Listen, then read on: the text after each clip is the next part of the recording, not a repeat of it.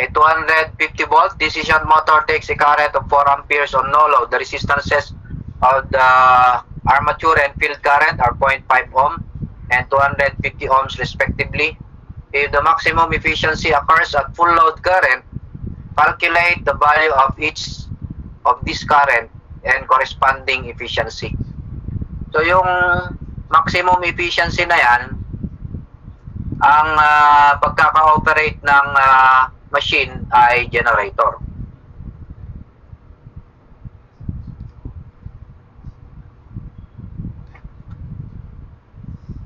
That is approximately I line squared times RA is equal to the constant losses.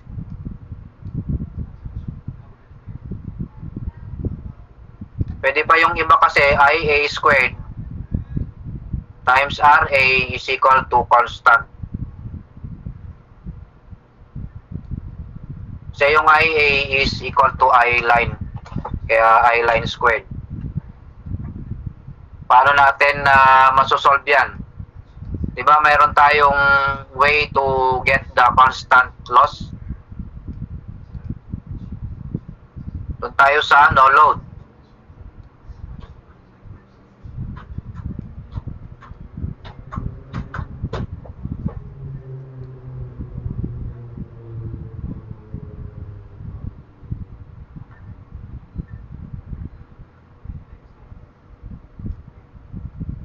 For amperes yung dinodraw niya. Then, yung shunt current, so 250 volts ohms yung 250 volts yung source. So, yung shunt field current ay 1 ampere. So, yung IA1, 3 amperes.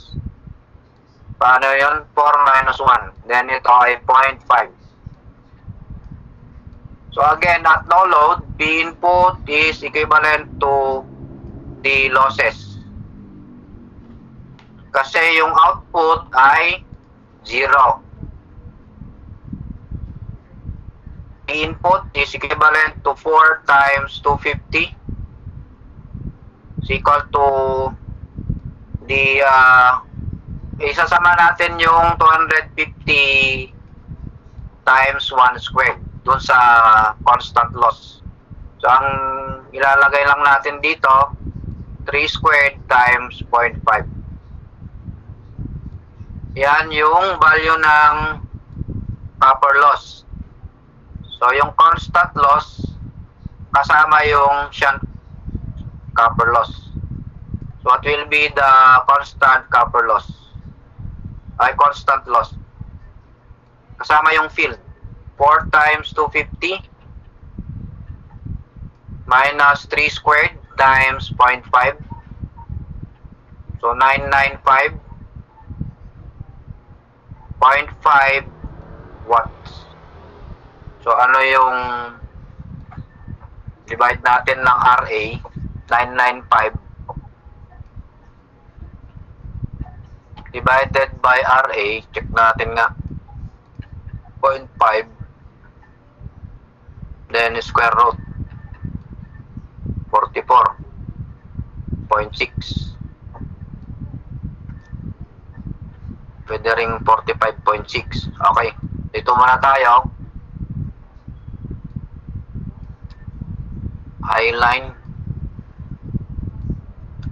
squared times RA.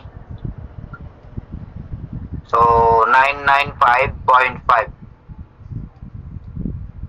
Pwede kasing I line squared RA, IA squared RA. Kasi approximation naman yan. So, i-check natin kung ito, mayroon na tayong ito. It's either this one, o baka may isa pa dyan. So, I line is equivalent to IA, RA. So, 995.5 divided by RA 0.5. Then you take the square root. This value is 446.2. 44.6.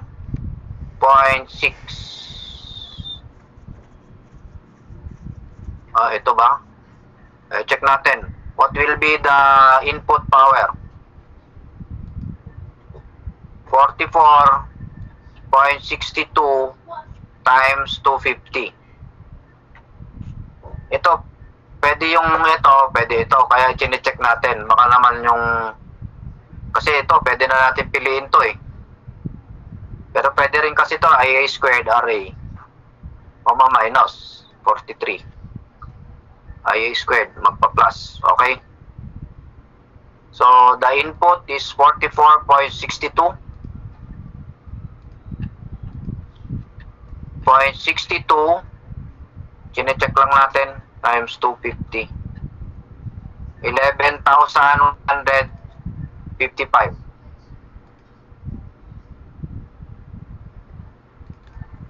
So, ang P output,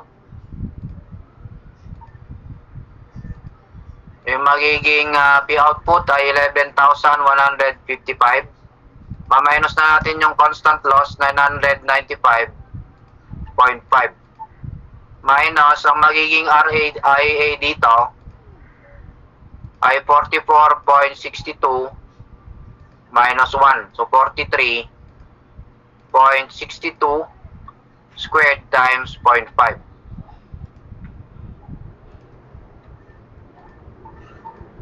So, 11,155 minus 995.5 minus 43.62 squared times 0.5.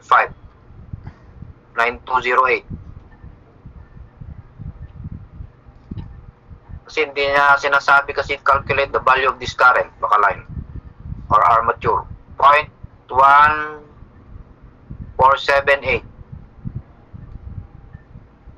So, yung efficiency, pag ito yung ginamit natin, 9208.1478 divided by 11,155.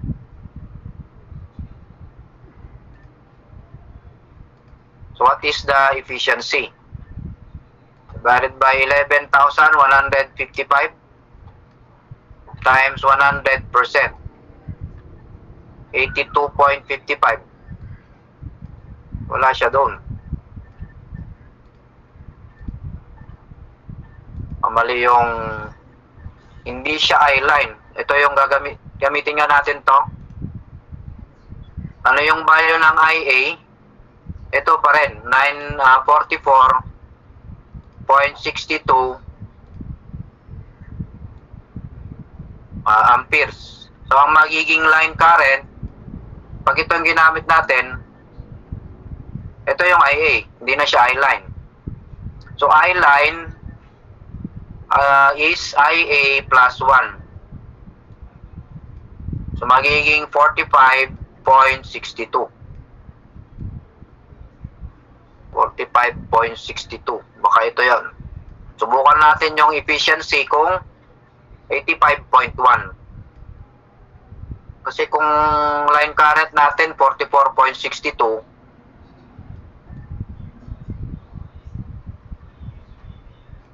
hindi na kasama yung constant na nga, kasi constant na rin yon. Kahit na anong gawin mo, doon sa 1 pa rin yan, hindi magbabago, kaya sinama natin yung constant. Constant loss kasi to, hindi siya copper loss. Constant loss. Ito, yung condition for maximum efficiency. So, what will be the P input? So, 45.62 times 250.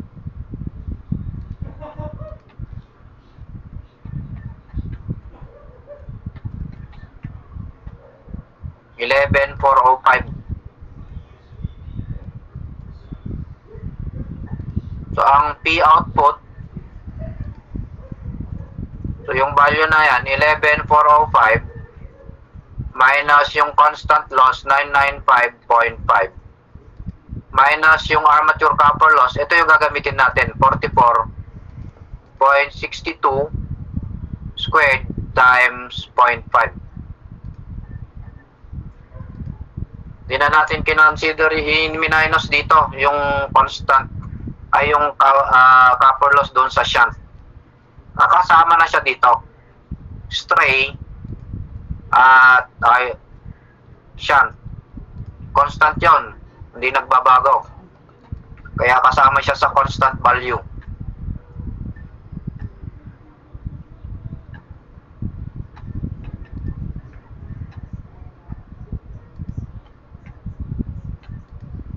$9,414.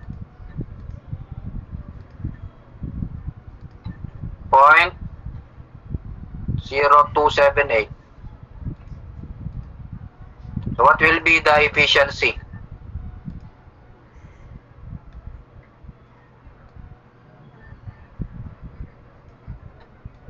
Divided by 11,405. So times 100%. Wala pa rin, 82.5.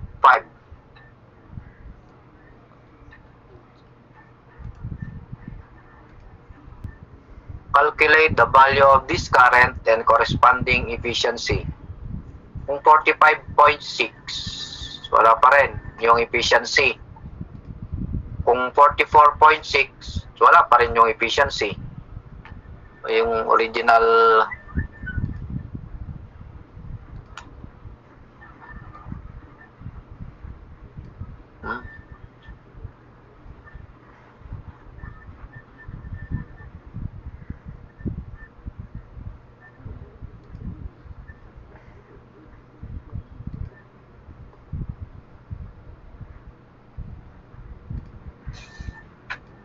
kaya 82.5 yun.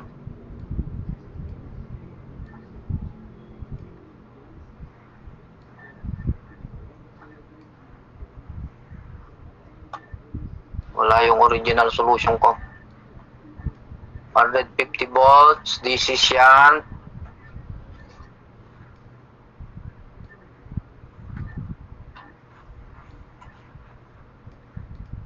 $84.39. Saan dito?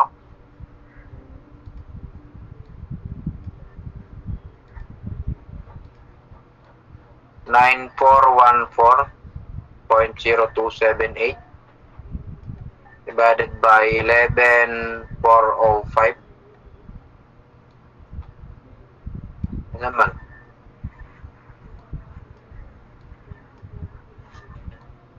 Saan yung banda? Hindi ko makita. 84.39. Dito? Dito?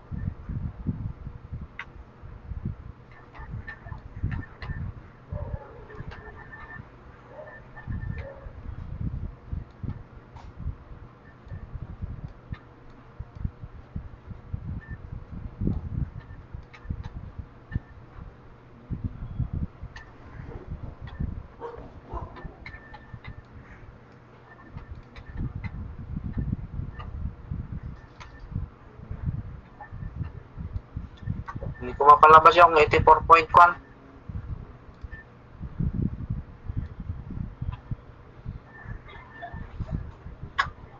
I-line. Ano ba kasi yan? I-line? The maximum.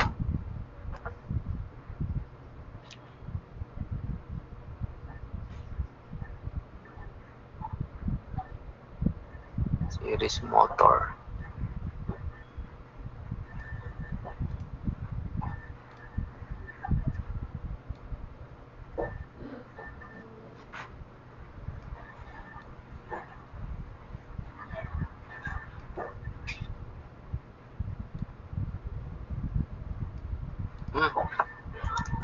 Bahala na kayo mamili. 45.62, 85.1. Hindi kaya may mali dyan?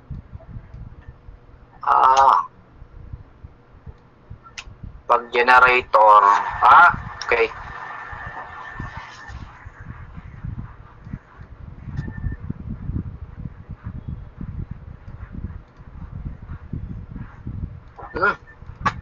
Magiging plus ito.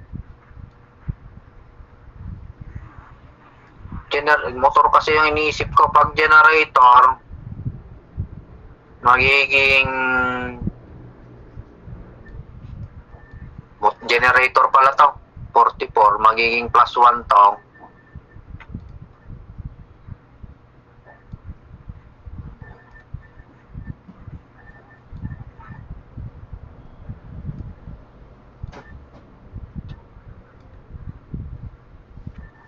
Pa rin to.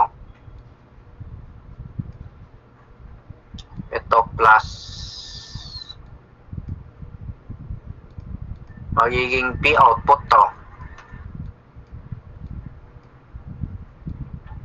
Magiging P input to. Baliktad pala yung hindi niya kasi sinabi eh.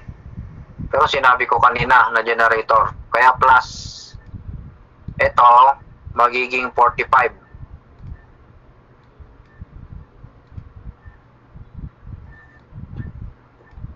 Kamali lang pala ng analysis. So 11,155 plus 995.5 plus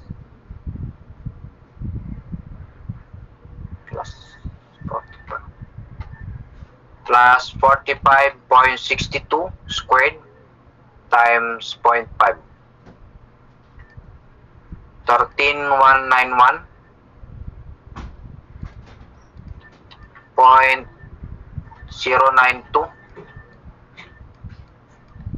So what will be the result? Motor pala yung nasa isip ko na motor kasi ito eh. Minus. So this will be 11,155 divided by 13,191.092.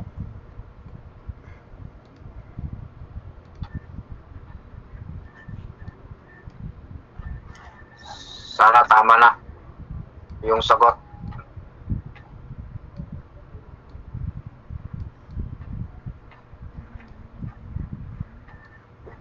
$84.56.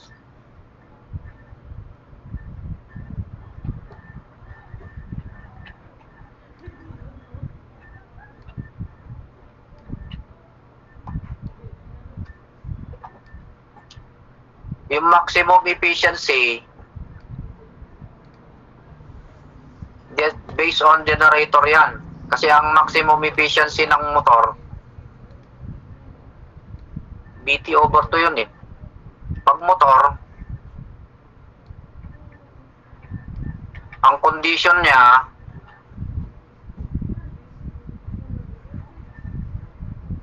ay nawala na ako kasi motor. Yung value ng EB BT over 2. Hindi ko yung ma-relate yan kung ganyan. Ito yung sa motor, condition ng maximum efficiency. Hindi naman yan natin yan. Nasisira na yung motor. Kaya yung itong pandito, pang generator yan. Yung condition na to, pang generator. I-line is 44.62. Kung dito, hindi, pag generator plus ito, I-line plus ito, yung IA. Okay, 45.62.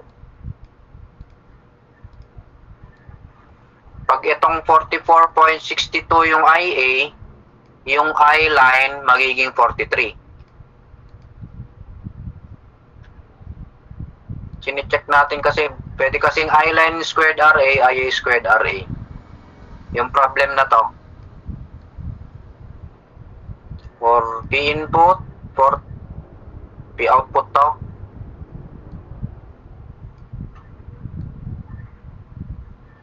P input plus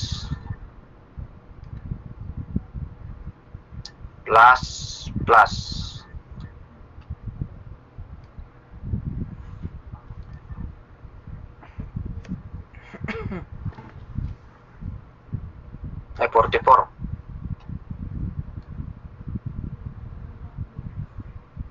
Wala namang 43. 40. Hindi kasi malinaw yung problem.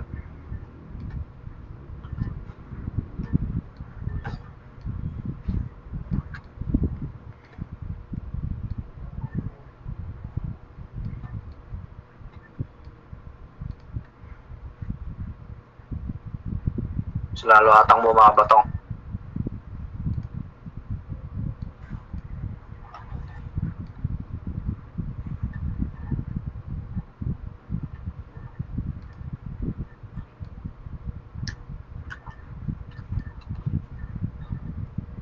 Mas mababa na.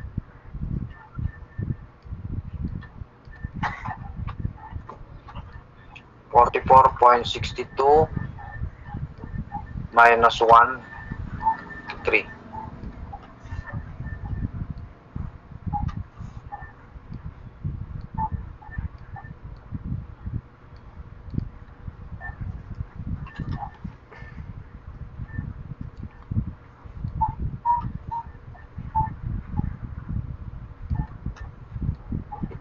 I-check ko muna to bago ko sagutin yung mga kanya, kasi kung sagutin ko yung ano tapos may awanak.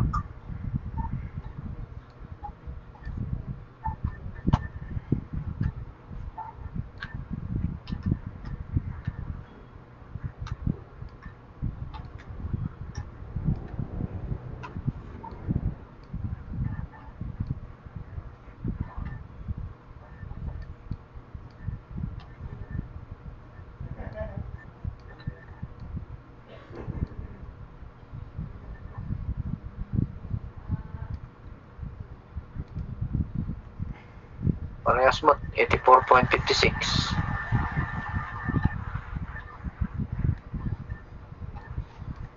Wala namang 43.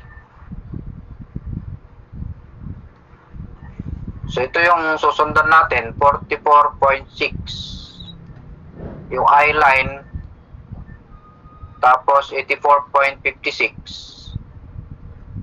So ito yung pipiliin natin. Wala namang 43.62. Kaya letter B, yung pipiliin natin.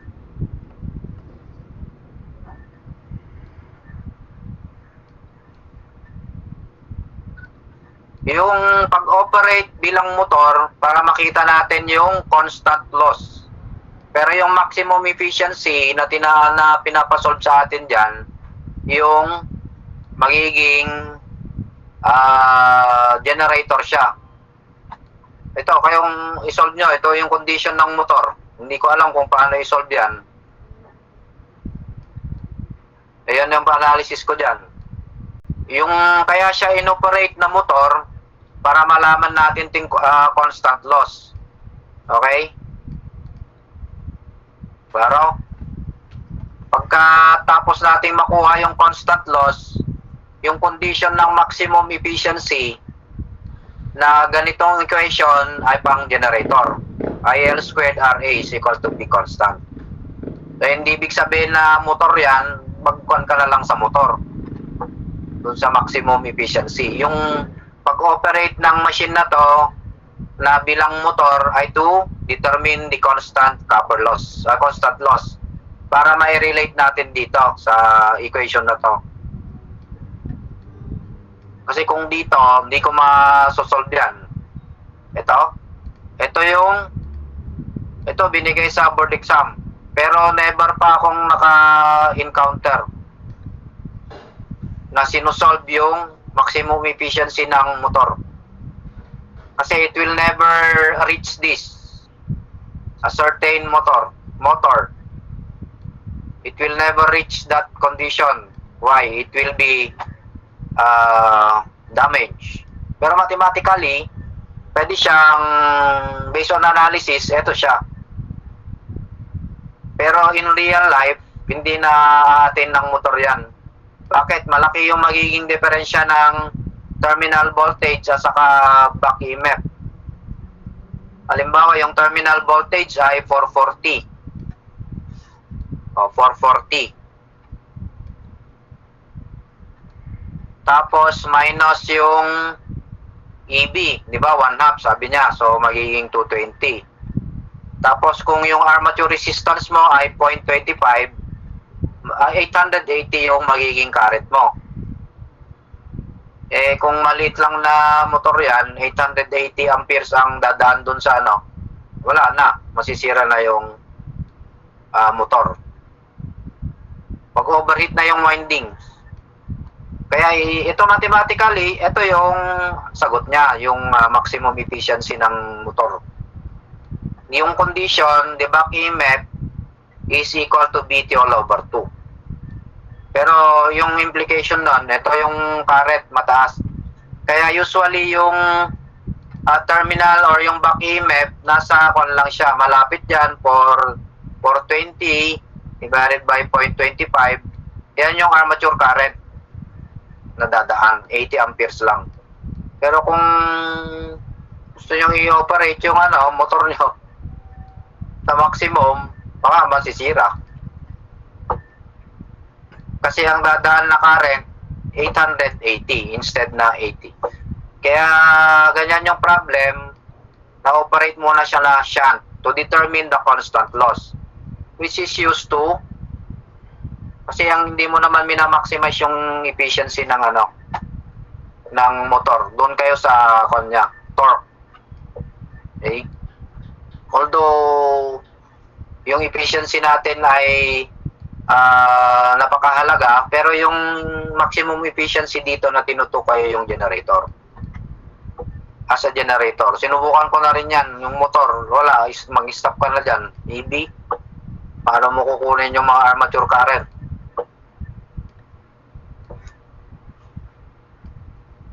Dito yon, pang generator na siya. Okay, you choose B.